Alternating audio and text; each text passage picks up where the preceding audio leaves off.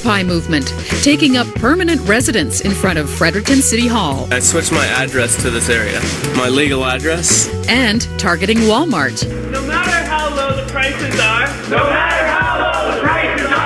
Walmart isn't your friend. Keeping the movement alive.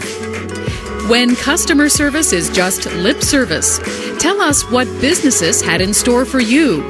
Share your customer service horror stories. And your reaction to a world first, mandatory helmets on Nova Scotia's ski hills. Personally, I'm really fed up with the nanny state concept that says that somebody can force me to wear a helmet. This is Maritime Noon. Time to talk.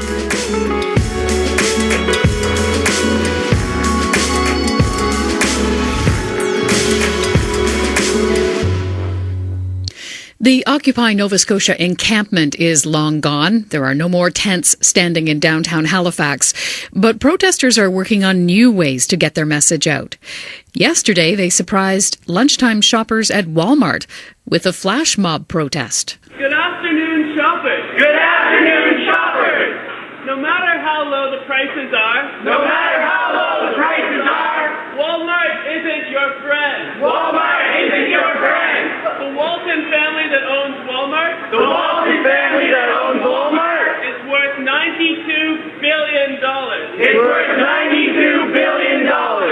This is more than the worth of 40% of Canadians combined. So that's a bit of their protest in a Walmart, where shortly afterwards they were ushered out by security. Meanwhile, in Fredericton, the Occupy encampment still stands in front of City Hall. And one of the protesters, Alex Davenport, has officially changed his address to reflect the fact that he's sleeping in a tent downtown.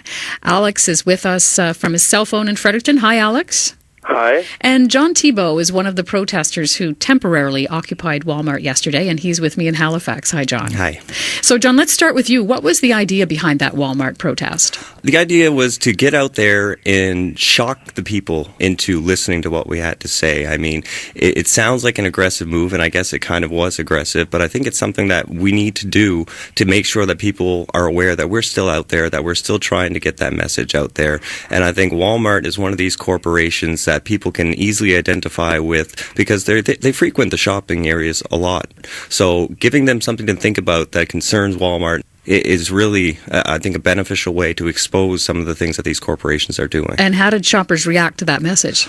We had a couple of angry shoppers, and I mean, that's to be expected. We don't expect everyone to agree with what we had to say. What did they say to you? One man in particular, if you watch the video, which is found on YouTube, you'll see that he came right up to some of the occupiers who were there and started getting in their face and asked them, why are you doing this? Stop yelling. How do you like it when people yell at you? And, just trying to disrupt our disruption, if you will. And none of the occupiers paid lip service to that. There was no reaction on their part. We just continued doing what we were doing. We said what we had to say, and then we peacefully left the area. And Alex, you've done an interesting thing by deciding to change your address. So what is your address now? Well, my current address is 371 Queen Street, Suite 0. And where is that exactly in Fredericton? Well, it's basically in front of City Hall. It's just a tent in front of City Hall. How long have you been living in that tent? About 4 weeks now. And you must be one of the few occupiers left in tents in public areas in Canada. Most of those encampments have been torn down, but yours has been left alone? Yes, thankfully, yeah. We've made an agreement with our mayor, Brad Woodside. He wanted us to leave for a Christmas ceremony to move our encampment, but we made a negotiation to just bring it down in size. So now it's about half the size. It's still pretty big. We can fit a good amount of people in it. And are you there for the winter? Yes, I'm going to be here for the entire winter. Now, is it legal what you've done by changing your address to your tent location? I actually don't have any information on that right now. I haven't been contacted by Service New Brunswick yet. Supposedly they're going to. They've been telling reporters that they were going to. So you're just trying to make a statement that you're there to stay? Correct, yeah. It's where I live. It's where I eat. It's where I sleep. I do my research here. I want my mail sent here, basically. So that's why I changed it. So what kind of impact do you think, Alex, that your protest is having at this stage? Well, basically, we've been hosting different teach-ins with university professors from UNB and STU. We're currently drafting proposals for the city about urban and community gardening in hopes to make Fredericton a little more self-sufficient. We're also looking for ways to reform the city's recycling. For example, our city doesn't recycle any glass.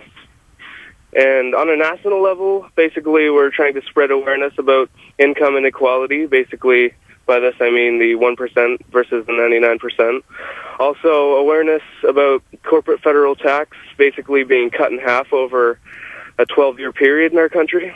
Now, a lot of the same things that, of course, John, your group was talking about, but you don't have the tents. Any plans to try to get them back up?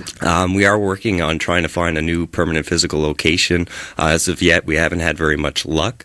We have to take into account now, in Halifax, we obviously aren't welcome to tent in city parks or anything of the sorts. The mayor's made that absolutely clear. It's unfortunate that he couldn't be more like the mayor of New Brunswick and, deal with us and have open conversations and work with us rather than against us.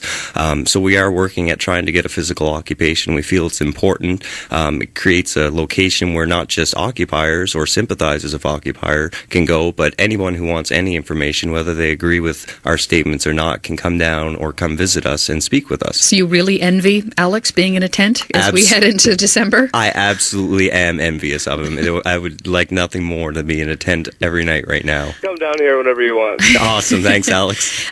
What kind of reaction, as your face has been, on camera, you've now been involved in this protest at Walmart, it's on YouTube, police know who you are. Are you getting any kind of pushback from police in Halifax as you go about your business? Myself, personally, I've experienced a couple times where I've just been out walking. Like when I was, prior to last Friday, I wasn't permitted in any parks, and they had put up some surveillance cameras around Vic Park. And I went down there shortly after our eviction, and I wasn't there 2 minutes, and a police vehicle pulled up and started watching what I was doing to make sure I wasn't going in.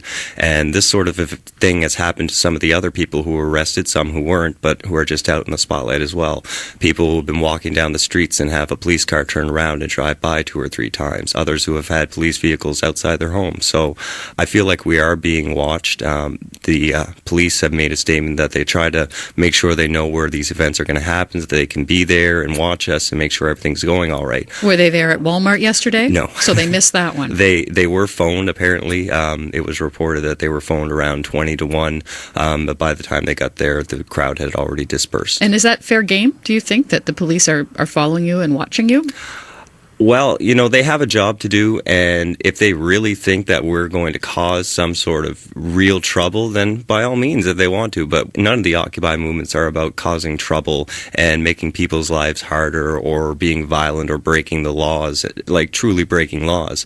So I see it as a waste of resources to be following us around. Everything we've done has been publicly available. We've never tried to hide anything. We're not criminals. We're just everyday regular citizens. We make your food, we repair your cars, we service your websites. We might even be your lawyers. There's a lot of people out there that aren't falling under this title of dirty hippie, if you will. Appearances are very deceiving, and I think people should stop making that judgment on them. Alex, do you feel like you're being watched, even though you're allowed to stay where you are for the time being? I'm sure I am, but it's not really something I like to think about. Mm-hmm. Do either of you think that the movement is having the impact it had before the tents came down, en masse in most cities? What do you think, John? I think that it's continuing to have an impact. Every time that they go in with police and they forcibly remove these encampments, it seems like the public has a big reaction to that, and they end up with more supporters than what they had when they started out. It happened in San Francisco this morning. That's yes. The latest. And what about you, Alex? You feeling like you're making an impact? This is not maybe going to be pleasant winter if you stay there in that tent for the entire time? Hopefully people will see us out here in the cold and know we're serious and join in, hopefully. Thank you both for talking to me today. You're welcome. You're welcome. Alex Davenport is a member of the Occupy Fredericton movement, and John Thibault is with Occupy Nova Scotia.